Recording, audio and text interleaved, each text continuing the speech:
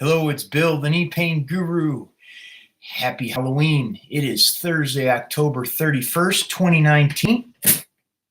And welcome to our bi-weekly video training, talking about topics that you're struggling with as far as knee pain goes. Today, we're going to talk about 3 simple steps when you don't know what to do. Wait a minute. Yeah, when you don't know what to do. Pain strikes, you're wondering what you got to do, like I am right now. Okay, we'll be answering questions in a few minutes. So if you do have questions, please go over into the live chat box over on the side, type in your questions, as well as give the video a thumbs up, like and subscribe to my channel, The Knee Pain Guru, as well as turn on notifications for future videos. Just a public service announcement for those that are watching this that would like to get some help and take advantage of the October private coaching special. There will be a link in the description box, or if you're getting this from the newsletter right below this, there's a button where you can sign up for that. Today is the last day. That's going to end. That's $97. And we work together for 2 weeks. You get access as if you were a private client. We work together as if you're a private client. And in that 2 weeks, you can choose whether you would like to move forward with the program, bigger comprehensive program, or you'd like to say, thank you, Bill, I'm good. And it comes with a money back guarantee. So there is that 3 simple steps when you don't know what to do when your knees hurt. It's important to understand when the body experiences pain, you're essentially going into a sympathetic state or a fight, flight, or freeze response. So this is what happens when the body experiences pain. It goes into a response that it either wants to fight, which means gets angry at the knee pain, like I want it to go away. You want to flight, which is I want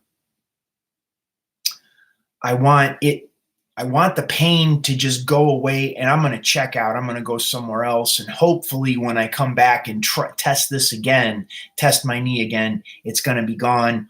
Or you freeze. You don't know what to do. And this is going to address the piece of not knowing what to do, which is quite frequently you get on that hamster wheel of doing lots of things to get yourself out of pain.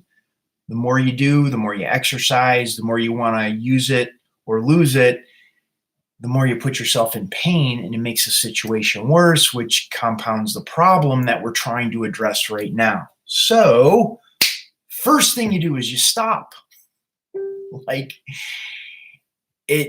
There's this idea that doing things that hurt isn't going to get you out of pain any faster. Kind of bottom line. And what happens is it gives it a little bit of a chance for the dust to settle, both in our body, the pain that you're experiencing, as well as in the brain, to understand, evaluate the landscape. What's going on? What are we dealing with? So doing things that hurt isn't going to make it better. Testing the knee is not the answer. This is kind of one of the traps, is it's like, oh, I hurt my knee. I'm going to test it and see if the pain is still there. Well, most likely it is. So you don't want to test the knee, which is going to put the knee back in pain, which throws you back into the loop that you just started with, like we were talking about, that the whole freeze response. And part of the testing the knee is not the answer is neither is exercise. If your knee's in pain, the fastest way to get out of pain is not putting it through pain. This is important. And it sounds stupid simple. However, every client I work with, and I'll put money down on it, every client I work with, the moment we start getting the knee out of pain, they're testing it to see if it still hurts. And it's a trap. So the first thing you want to do is stop. That's the first piece. The second is rest intelligently. And what am I talking about? Rest intelligently. Most people rest, meaning they just sit and they don't do anything. They may do rice therapy, which is a good thing, the rest, ice, compression, and elevation that you'll hear from every doctor, physiotherapist, or physical therapist. Put your leg up, ice it, put an ace bandage on it or something to compress it, and make sure your rest, elevate, rest, ice, compression, elevation. Yes, that's what they're wanting to do at this point, which is a good thing. However, the big piece, what we want to do is reduce the inflammation. It's like reduce inflammation by any means necessary, which includes the ice helps reduce inflammation, cutting out sugar, cutting out processed foods, which is going to help the systemic inflammation in the body and reduce the inflammation in the knee as well. Anti-inflammatories, those are helpful. The big thing is you want to reduce the inflammation, because the inflammation part of what reduces the range of motion in the knee, makes the knee feel thick and full, as well as it's contributing to the pain, because the more swollen your knee is, the more irritation of the nerves. And then the next piece under rest intelligently is begin incorporating focused and directed comfort to diffuse the tension in the nervous system and change the neurology. It's important to get this piece, that when your knee experiences pain, the patterns, the neurological patterns in the knee have already changed. They're already different. Your body is going to move different. You already feel the pain. Your emotions are feeling the pain, and your mind has changed, thinking how you're going to move so you don't feel the pain. So it's important that when we start beginning to have focused and directed comfort in the knee, we start changing the neurology to get it back to what it was before it felt the pain. This is part of the rest intelligently step. Resting intelligently is important with that. So that's the second step. First is stop. Second step is rest intelligently. We just covered that. And third is reset your approach to exercise. This is part of the trap. You have to, and this is more of a mindset piece. You have to take the pressure off of yourself that you got to get back and you got to keep exercising.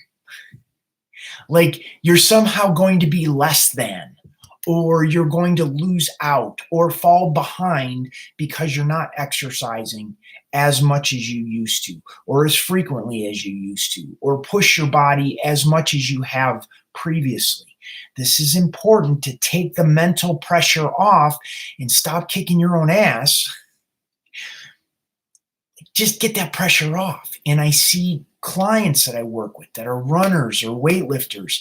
It's like the moment they start feeling a little bit of relief, they want to jump back in and do something again to get back on that hamster wheel. Their body's not ready to do that yet. So take the pressure off. And this is mental pressure in terms of going back and pushing your body again. The next piece in resetting your approach to exercise is pay attention to how you feel, which is that little voice. And 999 times out of 100, if I ask a person what was going through their head before they did something that was going to throw their knee back into pain, they would say, I knew it was going to hurt. I knew it was going to happen.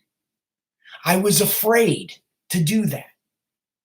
And they ignore that little voice in their head that is exuding self-doubt, that isn't sure, that's not confident in that process, in that place, yet they do it anyways. And it throws them right back into pain. So it's part of that mental pressure. We got this mental pressure to keep up, to keep on the hamster wheel. And then they go do the damn thing that's going to put them back into pain. So pay attention to that little voice. And there is a distinct difference when you begin to dissipate the tension in your nervous system with the resting intelligently, like in the second step, when you build the confidence of knowing how to get your knee out of pain, that little voice doesn't pop up. What's going on inside, you don't have that fear. It's very important. And the third part of reset your approach to exercise is you have to reevaluate it every day. We can't think, well, I did 5 reps the day before, now I'm going to do 6 reps today, and I'm going to do 7 reps tomorrow. The body doesn't function linearly like that. We have ebbs and flows, stress in our life, mental stresses, the desire to get out of pain, finances, family, relationships. It all plays a role in the ebb and flow of how our body is. And it just sets us up for failure. So going over those 3 steps again, when the pain strikes and you have that freeze response, not knowing what to do, first is stop. Second is rest intelligently. And the third is reset your approach to exercise. Okay, we're going to answer some questions here shortly. If you have them, please type them in over there. There's a couple of questions that have come in already. Let's see. Make sure to give the video a thumbs up, like and subscribe to my channel, turn on notifications for future videos, as well as go down in the description box. I have the link for the October private coaching special that is going to be ending today. Okay, here we go. Questions. Kyle writes about stop doing what hurts. I'm a volleyball player currently in activity. Should I stop jumping while I'm in the program? If not, it won't work. Okay. Ideally, like life happens, ideally, if we could give the body time to rest, begin to create comfort, begin to create a baseline and a solid foundation of experiencing itself without pain, that would be ideal. Now, is that to say we can't strategically create comfort in an athlete's day or in someone that has a busy job or has to push themselves because they're a mother of 3? Absolutely not. We can figure out how we can fit comfort in the process. Understand, though, odds are you're gonna have more setbacks. That's just the reality of it. Think of it like this. If I cut my finger or you cut your finger and you put some antibiotic on it and put a Band-Aid on it and rested your finger, the speed at which the finger is going to recover is going to be infinitely faster than if you didn't put anything on it, you got dirt in it, and then you kept using it. It's going to get infected, and it's the amount of time it's going to take to heal is going to be much, much longer. We got to think about knee pain the same way.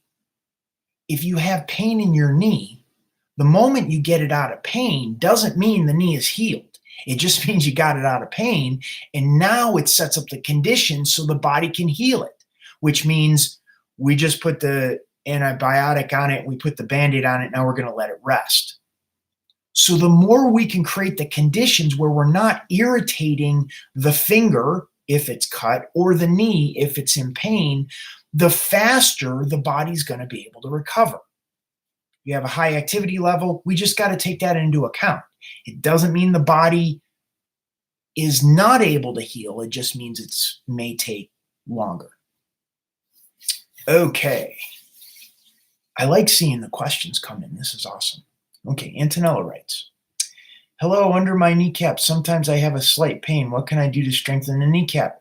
Well, first of all, it doesn't necessarily mean strengthening the kneecap is going to get your knee out of pain.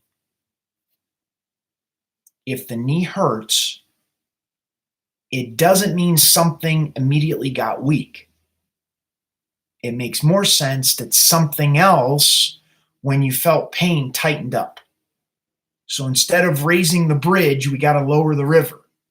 It's just the opposite. You want to know what to do next? Head over to my website, thekneepainguru.com, and I have a newsletter, and I give out tips and strategies and invite you into the different programs that I have to work with clients to get them out of pain. So you can check out the information that I'm providing, the strategies to get yourself out of pain. Check it out over there, thekneepainguru.com. So there's that. Make sure to give the video a thumbs up, like, and subscribe to my channel, and turn on notifications for future videos. Okay, Stephanie Wallace, I can't straighten my left leg. My knee is bent.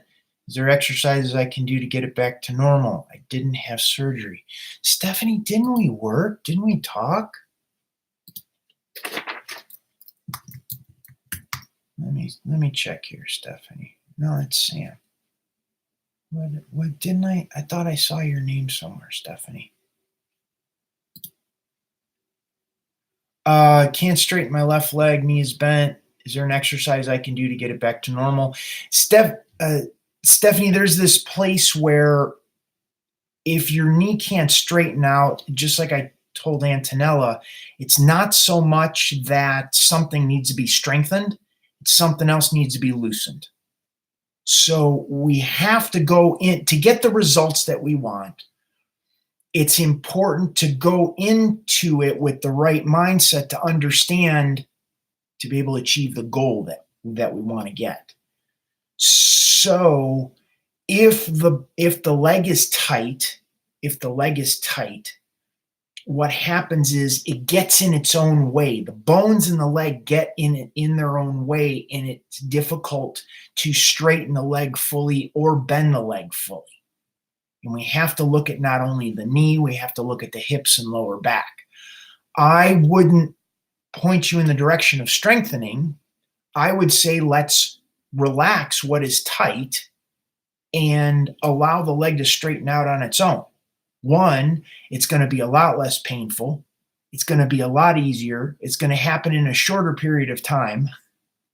And it just goes, you essentially get in alignment with your neurology's ability to heal itself. Does that make sense? Yes, no, maybe? Okay. Kaio says, yes, I know they give time for it is the best, but I said I'm under contract and I can't stop. My problem is the cartilage, the famous patellofemoral syndrome. Okay. Yeah, so Steph, head over to the Knee Pain Guru. Get on my newsletter list. That 7-day, or not the 7-day, the October private coaching package I'm offering. Today's the last day, October 31st. Sign up for that. It's a great deal. It's $97 for 2 weeks.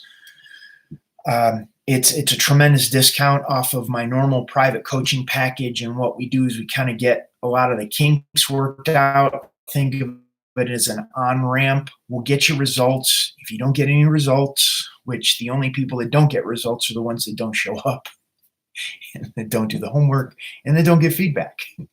So we'll get you some results, pointing you to the videos that'll begin to shift those patterns and help you out. Kyle, okay, what you were saying, the patellofemoral syndrome, there's a tension pattern that's going on in the kneecap and in the femur. And we start addressing the pattern, getting the knee comfortable, the kneecap comfortable, getting the femur in the right relationship to the tibia and the fibula, which are the bones in the lower leg. And we're doing this through comfort. We're doing this by getting in alignment with your body's ability to heal itself. And we'll address what's going on in your hip and lower back, and then you'll test it, and we'll see where we're at. It's actually kind of simple. The biggest challenge, honestly, the biggest challenge in the program is getting out of the mentality that, one, we have to work really hard. We have to push through pain to get out of pain, and to look for something different. Because right now, everybody here has pain. So their brain looks for pain. And when we start creating comfort, we're looking for an experience that's something different than pain. And everybody here, that experience other than pain is going to feel different for everyone. What is it going to feel like for you? I don't know. I can tell you what other people have felt. Like, it feels strange. I feel tingling. I feel heat or cold or relaxation or twitching or shooting. Like, something happens on the other side of creating comfort where there was pain. And most people, because they've been feeling pain for so long, their brain goes, oh, I'm feeling pain. I'm feeling pain. Even if comfort has reduced the pain even just a little bit. We have to begin to focus on, discipline ourselves to take the attention off of just the pain and look for something different. Whatever that is. And that happens through dialogue, through feedback, through doing the homework, challenging ourselves to not be lazy and just go, oh, nothing's changed. Oh, the knee still hurts. Even if the pain level has gone down from a 9 to an 8, it's still change as a result of introducing comfort. Well, what if we introduce comfort 3, 4, 6, 8 times a day? And each time we reduce the pain a little bit more. How is the knee different after a day, after a week, after a month, after 6 months? It's a completely different experience, both in the knee and in your body, because you're training your nervous system to stop looking at the pain and start to look at for something other than pain. And it takes discipline. It takes a little bit of work. And it takes a little bit of dialogue initially. But my goal is, I don't want you dependent on me. I don't want to be talking about your knee in the same way next week or next month. There's other cooler things to talk about on the other side of pain. Does that make sense? Like, somebody, give me a thumbs up. Say something in the live chat. Like, Bill, this is good, or Bill, you're full of shit, or whatever it is. It doesn't matter. I just need to know, like, where people are. That's where the dialogue happens. Anyhow, and it may not happen today. Cool. That's exactly my case. I'm going through pain over 5 years now. My body is kind of blocking me when I need the power to jump. It's exactly okay. Yeah. And Kyle, what ends up happening is when the body is like stuck in this in-between place, it doesn't want to feel the pain, yet there's part of you that wants to explode and jump higher. And what happens is that blocking is a neurological signaling that the body is taken on to protect itself so it doesn't feel the discomfort. Now, you may be like, yeah, but my knee still hurts. Yes, it does. And the body always moves to a place of comfort. So if that wasn't there, the pain would be more. It's like what happens when we get into a car accident. If we were to experience everything, the full impact of the car accident, it would kill us. So what does the body do? It starts shutting down things. We get dizzy, we want to lay down or sit down or do something so we can begin to integrate what has just happened to us. Change has taken place in a short period of time, very fast. And we don't there's a level of awareness that needs to be disconnected in order to integrate what we've felt. And now we're doing it in the process. We're changing the neurological signaling. We're freeing up those patterns. So when you go to explode, when you go to jump, there's this place where now the body can engage all of the resources it has, and it doesn't have this cookies in the background taking up the energy. Cookies, I meant cookies on the computer, taking up this energy, preventing you from fully engaging your nervous system. Make sense? Sound good? Head over to my website, thekneepainguru.com. Get on my newsletter list. I send out emails per day that helps educate people on this process of what I'm talking about, because it is very different. Do that. Sign up for the October private coaching special. That's going to end today. And our next video is going to be, what is it, November, where are we? Today is the November 4th. We're going to have the next video. So, okay. Thank you so much for the feedback. Thank you for those that entered their questions. It makes it infinitely more interesting. If you're watching the replay of this, put in your feedback below. Ask your questions there, because I use that for future videos. It's helpful to get where people are at, where they're stuck, and how I can help or fill in those gaps to move you forward along this knee pain continuum to get you out of pain. So, okay, Bill Paravano, the Knee Pain Guru, going to sign off for today. Have a wonderful day, and I will see you on the next video.